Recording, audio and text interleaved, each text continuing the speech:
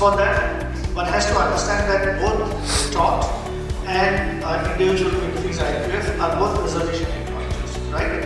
The fundamental aspect of preservation is coming from the fact that in order to preserve anything, you have to either heat it or you have to freeze it, right? That's the only way I can stop bacterial and pathogen growth and ensure the shelf life of a particular product. Now, with regard to Retort, there are aspects in the industry where some people prefer Retort and some people prefer frozen IQF bases.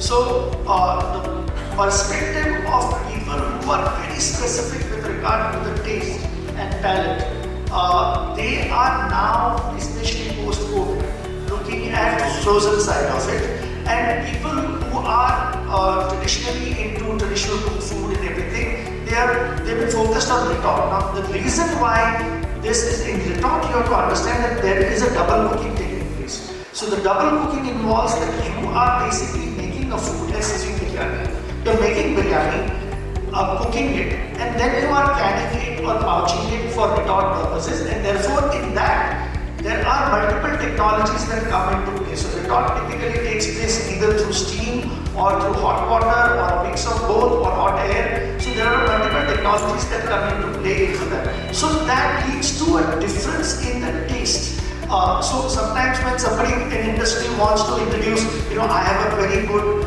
product being, sought after by my clients, but I want to preserve and take it forward. So that happens is through Retort technologies, they cannot have the same taste sometimes, and they are able to have that through frozen technology. So that becomes one of the key barriers or differences between an IQF and a Retort technology. So